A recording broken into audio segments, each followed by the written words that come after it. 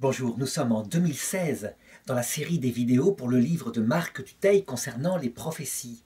Et dans ce chapitre-là, je voudrais voir les prophéties de la fin du monde tenues par l'islam, dans l'islam.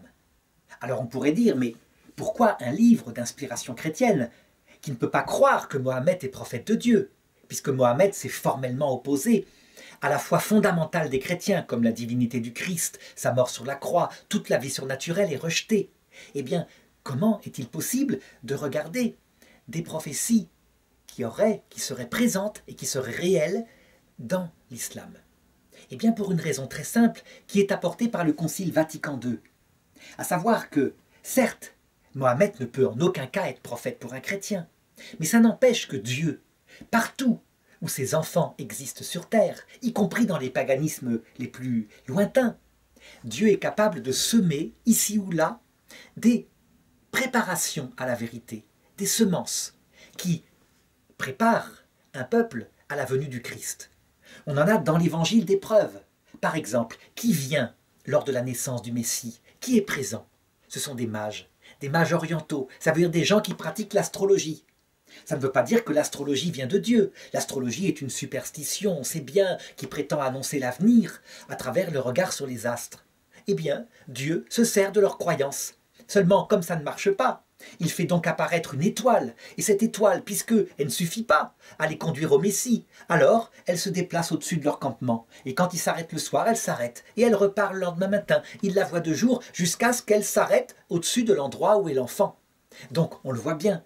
Il y a des semences de la vérité présentes dans toutes les religions, y compris dans cette superstition qui date du Paléolithique, donc de très ancien, et Dieu s'en sert pour conduire au Christ. Dans l'islam, il ne peut pas en être autrement, surtout que cette religion, on le voit bien, qui a plus d'1 milliard de fidèles, eh bien, a reçu quelque part la foi d'Abraham. C'est ce que dit le Concile Vatican II, Non Nostra Aetate. Il se revendique de la foi d'Abraham, et on ne peut pas manquer de penser qu'ils sont la réalisation de cette prophétie donnée à Abraham comme quoi il aurait 2 descendances.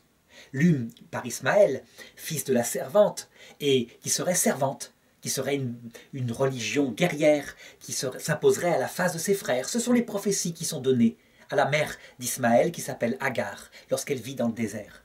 Et l'autre, issue de la femme libre, de la vraie femme d'Abraham, Sarah, et qui prophétise le christianisme, qui d'ailleurs est conçu lors d'une apparition de Dieu sous forme de la Trinité, Trinité qui sera ensuite dessinée par André Roublev sur les fameuses icônes de la Trinité. Donc, il est légitime de regarder s'il y a dans l'islam des prophéties qui annonceraient quelque chose concernant sa propre fin, la fin du monde. Et on est alors frappé.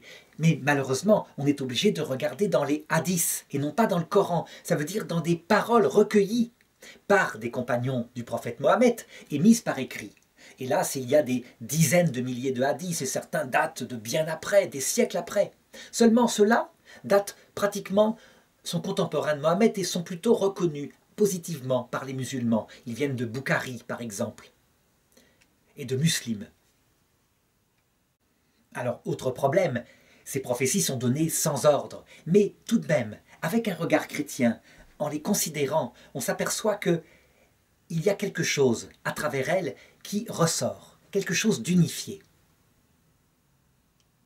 Alors ici, je propose de mettre en note les 10 prophéties principales que j'enverrai par email. La première qui annonce que le soleil se lèvera à l'ouest. Donc c'est quelque chose d'impossible, il faudrait que la terre tourne dans l'autre sens. Donc certains musulmans tout de même finissent par dire que ça a un sens spirituel. Ça veut dire qu'à un moment donné, toute la lumière viendra de l'Occident. Et donc cette chose-là est arrivée à la fin de la guerre froide, lorsque l'Union soviétique a perdu sa puissance et qu'effectivement l'Europe et l'Amérique tenaient le haut du pavé dans le monde entier. Deuxièmement, il y aura un phénomène sismique en Occident, un autre en Orient, un troisième en Arabie. Séisme ne veut pas forcément dire tremblement de terre, mais certains musulmans, comme les salafistes, interprètent tout matériellement.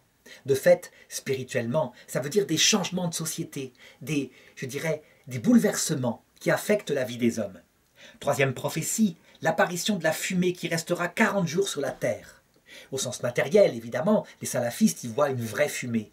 Au sens profond, qui est habituellement le sens que donne l'Orient, Cette fumée, c'est l'obscurcissement de l'intelligence, à savoir, on se met à regarder les choses que d'un point de vue matériel. Et on sait que cette pensée, elle est justement celle qui est répandue par l'Occident, et particulièrement par la France, par les États-Unis, à travers le matérialisme, dans le monde entier.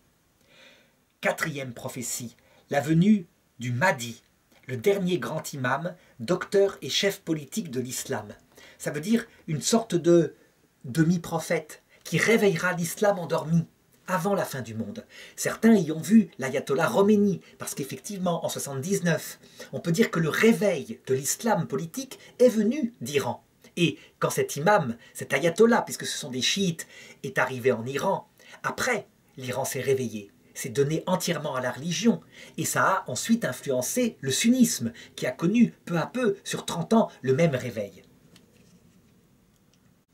Seulement, attention, d'autres considèrent que Khomeini, l'ayatollah Khomeini, est un faux Mahdi, parce qu'il a fait des crimes, il a fait des choses qui s'opposent au Coran, comme par exemple aller se venger, aller faire exécuter par des commandos tous ceux qui avaient travaillé et régné avec l'ancien Shah d'Iran. Sixième prophétie, la sortie de la bête qui écrira croyant entre les yeux des croyants et infidèle entre les yeux des infidèles. Ça veut dire que, sans doute, avec ce réveil de l'islam, il y aura une lutte contre l'islam. Et ceux qui seront des vrais musulmans commenceront à être persécutés par le monde. C'est comme ça que l'interprètent les musulmans, parce que justement, ils s'opposeront au monde. Évidemment, en 2016, où je fais ce livre, on voit bien que pour les salafistes, les vrais musulmans, c'est eux, parce qu'ils sont retournés à l'islam des origines. Et donc les faux musulmans, qui sont les gens intégrés, les gens paisibles, pacifiques, eh bien, sont les ennemis de l'islam premiers, principaux. Si bien que quand le salafisme tourne à la guerre sainte, comme ça se passe en Orient, eh bien les premières victimes sont souvent les musulmans du peuple. Et septièmement, la grande guerre contre l'islam, Gog et Magog.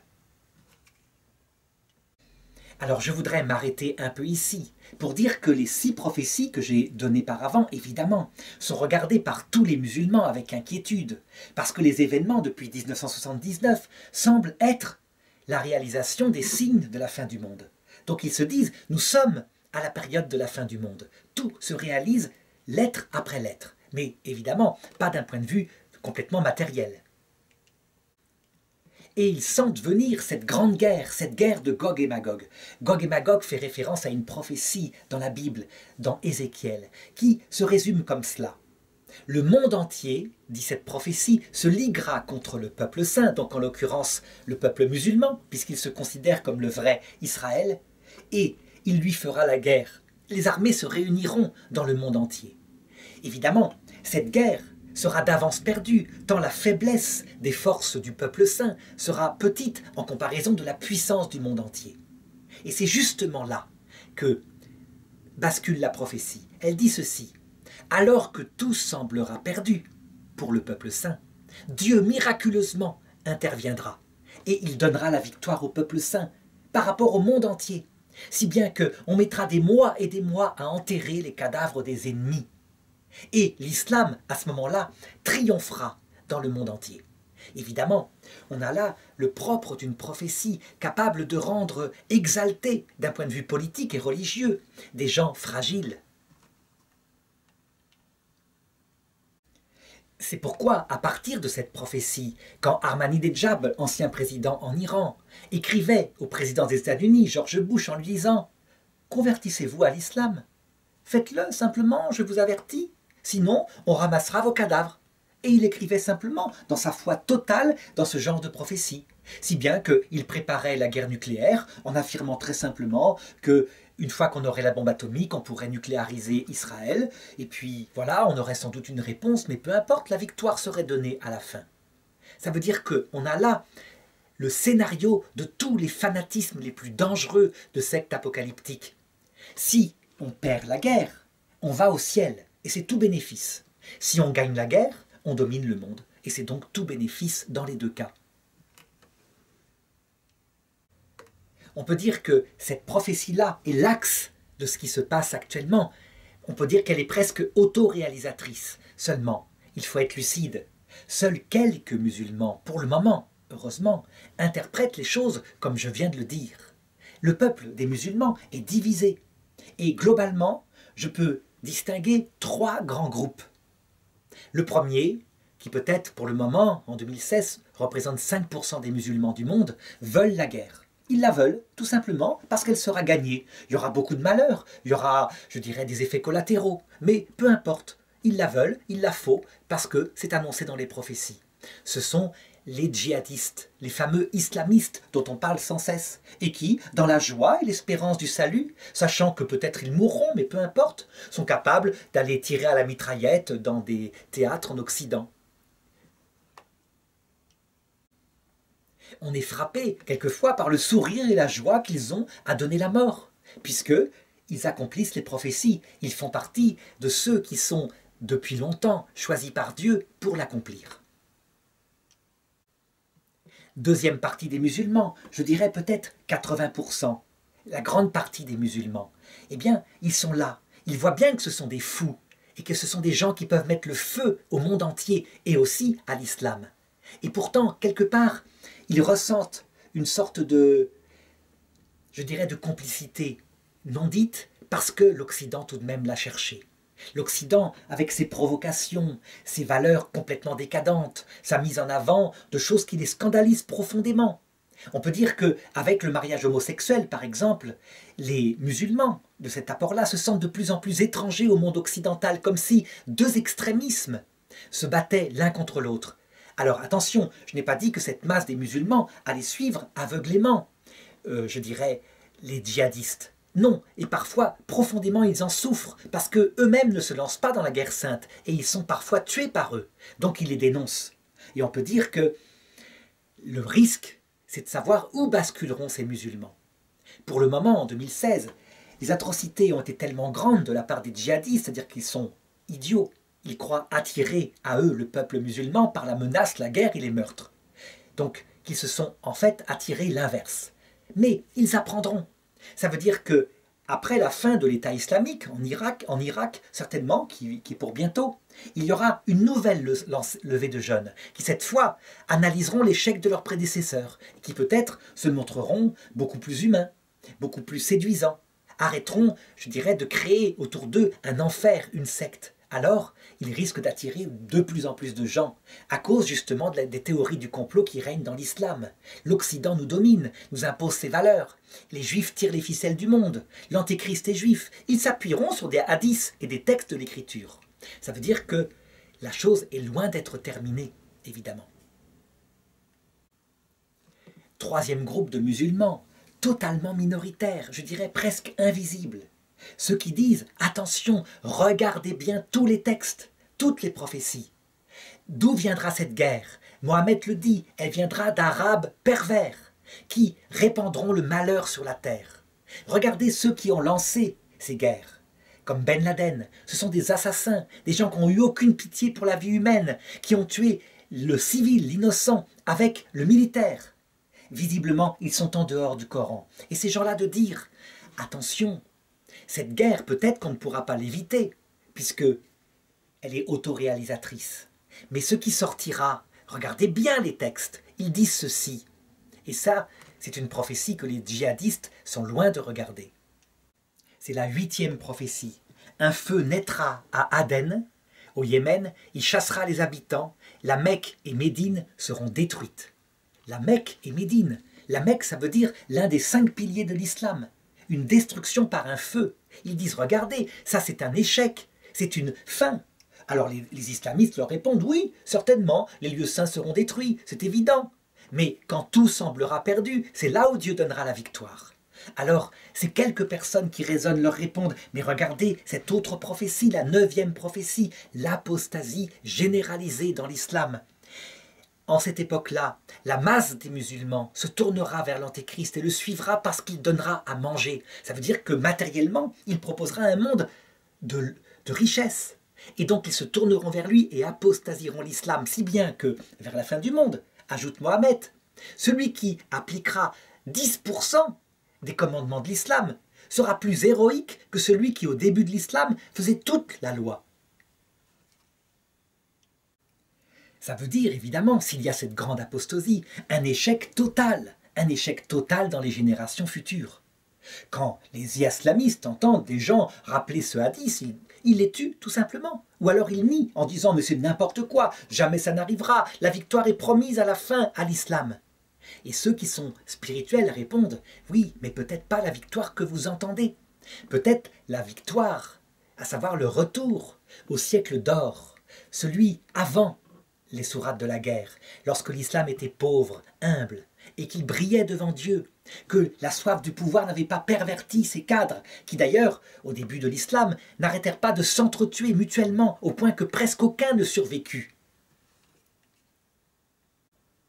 Et donc évidemment, ceux qui ont cette profondeur de regard disent « peut-être que l'islam, à travers ces événements douloureux, perdra tout pouvoir politique, tout espoir même de le retrouver, pour devenir une victoire devant Dieu, à savoir un islam au cœur brisé, à l'esprit humilié, un islam modeste. » Les djihadistes de répondre « mais ce n'est pas le vrai islam est combattant, il ne plie pas devant l'adversité. » Et donc on voit qu'il y a quelque chose d'irréconciliable. Que dire quand on est chrétien? Eh bien, la 10e prophétie, elle annonce le retour de Jésus, le Messie. Les musulmans l'annoncent et ils disent « il détruira la croix et tuera le porc ». Ça veut dire il éliminera, c'est comme ça qu'il l'interprète, les croyances chrétiennes pour établir l'islam dans le monde entier. Il y a certainement une autre façon de regarder les choses. Peut-être qu'à la fin du monde, lorsque l'islam aussi aura été rendu humble, comme l'a été le judaïsme à travers tous ses malheurs, comme l'a été le christianisme à travers les malheurs du XXe siècle, eh bien, il est possible que Jésus revienne dans sa gloire, qu'il tue la croix non pas pour dire qu'il n'est pas mort sur la croix, mais pour effacer toute souffrance de ce monde et nous emmener dans l'autre monde. Un monde où est son paradis, qui est fondé non pas sur la gloire politique, mais sur l'humilité et l'amour. Il tuera le cochon, et ça signifie il fera disparaître ce que symbolise le cochon, à savoir le péché d'impureté, pour nous rendre à nous-mêmes, dans la perfection de la maîtrise dans l'autre monde. Évidemment, les musulmans répondent, mais la 10e prophétie annonce le règne du Christ sur terre. Les chrétiens savent très bien, les catholiques en tout cas, que c'est un règne dans l'autre monde, que jamais le Christ n'a prévu de régner pour rester sur terre, bien sûr. Le paradis éternel est à la mesure de la vie terrestre. Donc on le voit, il y a une lecture minoritaire chez les musulmans, majoritaire chez les chrétiens, qui voit dans ces événements l'heure de l'islam, l'heure où il va connaître le malheur et où il en sortira modeste, différent, au cœur purifié de tous ces apports humains de Mohammed qui l'ont lié intimement à la politique.